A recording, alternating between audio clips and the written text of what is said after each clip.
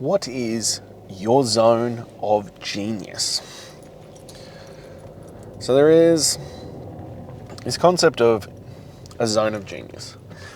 And the essential premise is that whenever we undertake tasks, there are different zones that they fall under. You have your zone of competence, you have your zone of excellence, and then you have your zone of genius. And sometimes you have, I forget what the middle zone is, that basically you shit at it and you do it anyway. But when we are choosing how we're going to spend our time, and this flows on from yesterday's conversation about stuff, it is a conversation about what is going to be the best utilization of your time. And this comes from a great book called The Big Leap. And it talks about this utilizing your time for its maximum benefit. And as you progress, there will be different areas that you can use on this. And look, the more agency you have over your life, the more freedom you create, all this kind of stuff, the more time you can spend in your zone of genius. When you're at the beginning of the process, when you're at the beginning of working out A, what this is, A, how to utilize your time, and A, how to maximize the best of your life, sometimes you have to do stuff that you shit at. Sometimes you have to do stuff that you don't like, especially if you're a business owner, an entrepreneur, stuff like this. You have to do things that you don't want to do, that you don't like doing, that you aren't good at doing, because, that's life. You don't have the money or the capacity or the time yet to outsource those things. But even if you're not a business owner, an entrepreneur, or anything like this, you need to take into account how well you're utilizing your time. And are there things that you could be, doing better, utilizing that time better?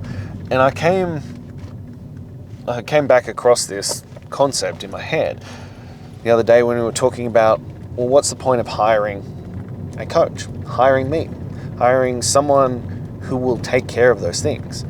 And it's about what your zone of genius is. And it's this concept of, how are you utilizing your time? What are you dedicating your time to? How much effort and time, money, patience, discipline, willpower are you investing into something that, really shouldn't be utilized? And so when we're talking about things like health and fitness, when we're talking about transforming your life through the gym, through effort, through focus, these kinds of things, you have a finite resource when it comes to that willpower, when it comes to that discipline. You only have so much to give before, you tap out and you're like, fuck it. I'm just gonna do my own thing. Or, if you're on an eating plan, you're following the animal-based diet that I recommend, and you go, I have nothing left to override this. I'm just gonna fucking eat an entire pizza and a pint of ice cream and wash it down with a couple of glasses of whiskey. These are the moments where you make decisions, where you make choices. So you don't want to have exhausted that finite resource on, things that aren't important, or things that aren't in your zone of genius, or things that you could outsource to other people. Now, when it comes to training, when it comes to program design, when it comes to nutrition, when it comes to building discipline, building determination, building grit, mental fortitude, all these kinds of things, that is my zone of genius. Like, especially the fitness, the programming, the exercise, all that kind of stuff. That is my zone of genius. It's the thing that makes sense to me above everything else. It's the thing that just works in my head, that just comes easily, that I could spend all day, every day, without effort, working on. That is what I am great at. For you, I'm guessing, if this is your first foray into exercise, or it's not something that you do on the regular, that might not be the case. That might not be your zone of genius. So if you're going, I'm going to have to make some drastic fucking changes in my life. I'm going to change how I eat. I'm going to change how I exercise. I'm going to change, the habits and routines I have. I'm going to push myself. I'm going to work really fucking hard. All these kinds of things. Do you think it would be in your best interest to add in things that are in your zone of incompetence? No, it wouldn't. We need to recognize where our limitations are. We need to recognize where our weaknesses are and seek help and support or outsource to those things that aren't within that zone. And as I said, it'll depend on where you're at. Depends on which level you play this game at. For me, for example, maths, numbers, those kinds of things, not really my thing.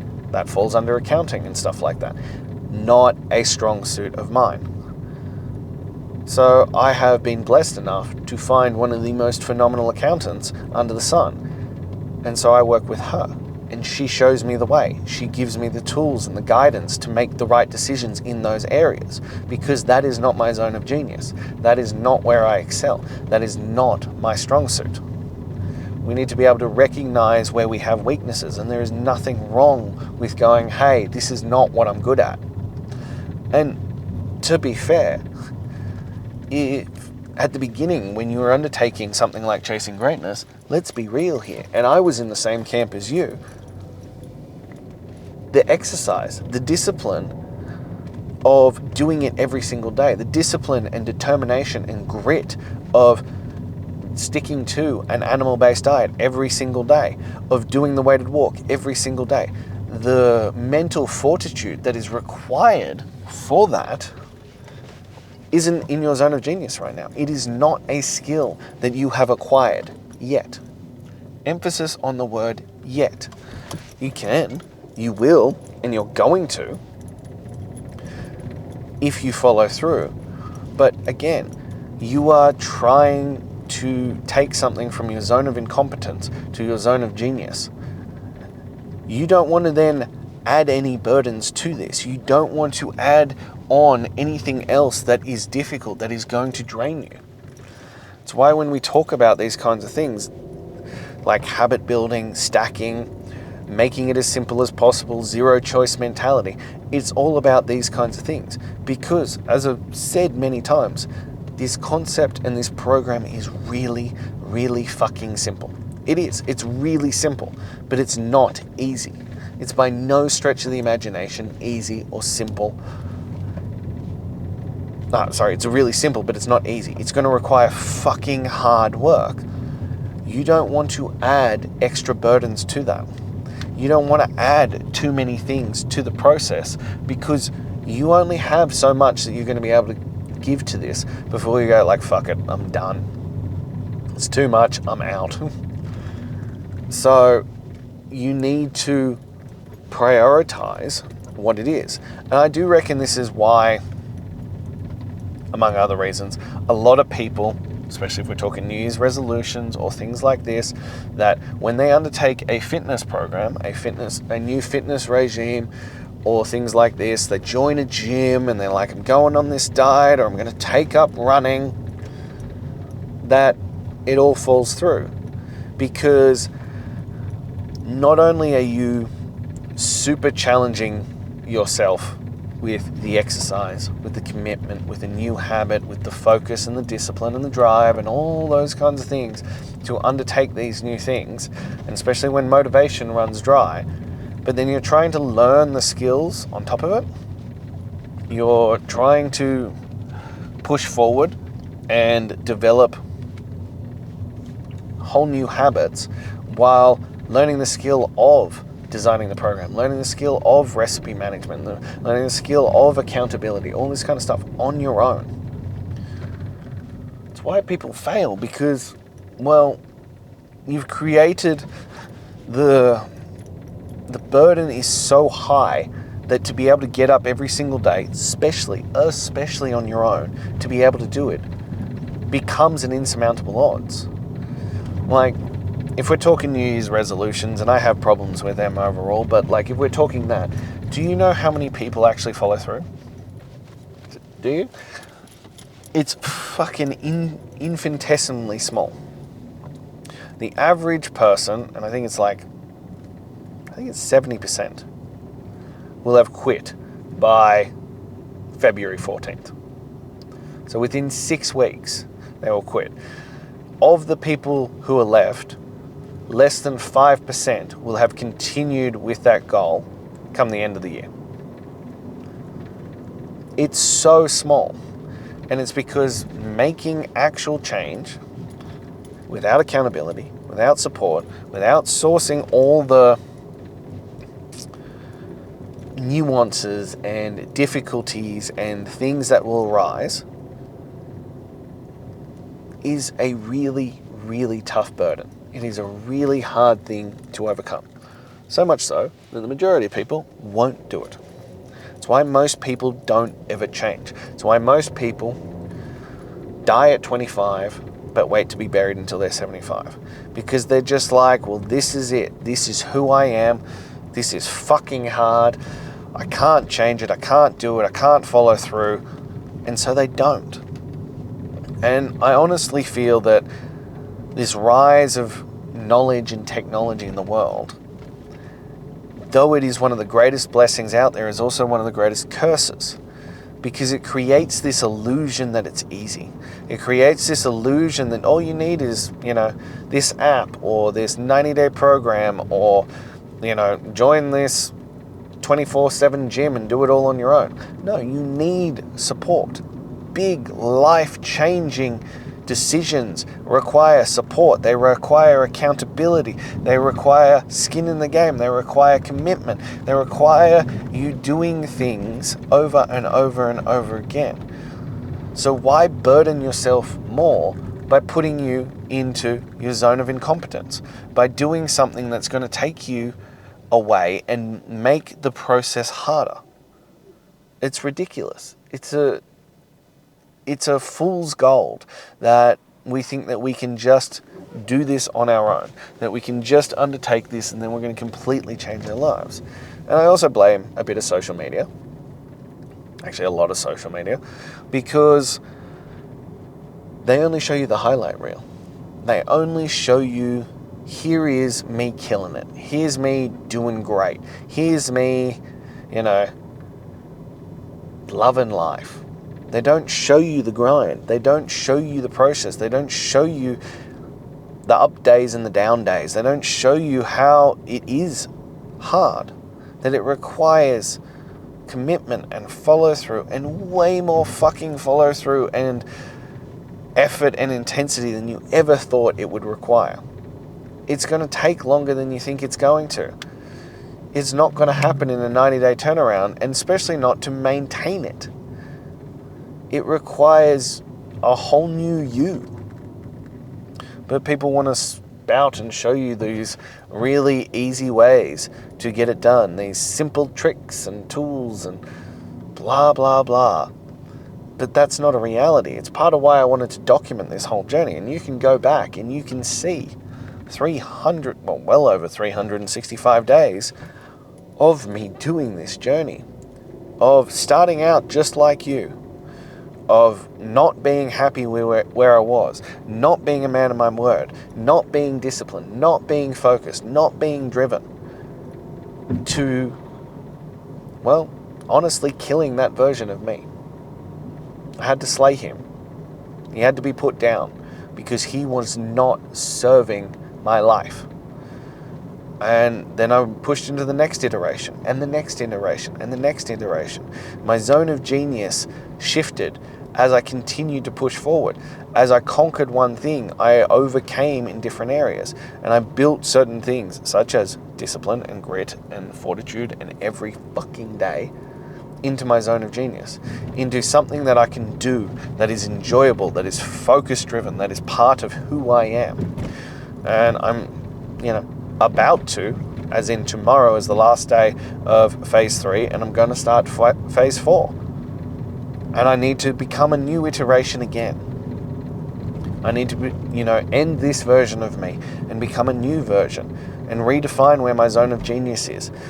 But each time I'm focusing the burden that is going to hold me back or has to be overcome on the things that truly, truly matter.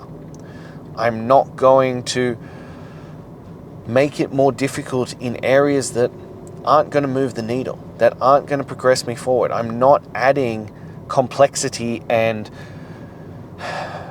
distractions and ways to get lost or get analysis paralysis or get stuck in perfectionism in areas that aren't my zone of genius. I'm focusing on things that need to be improved that will move the needle.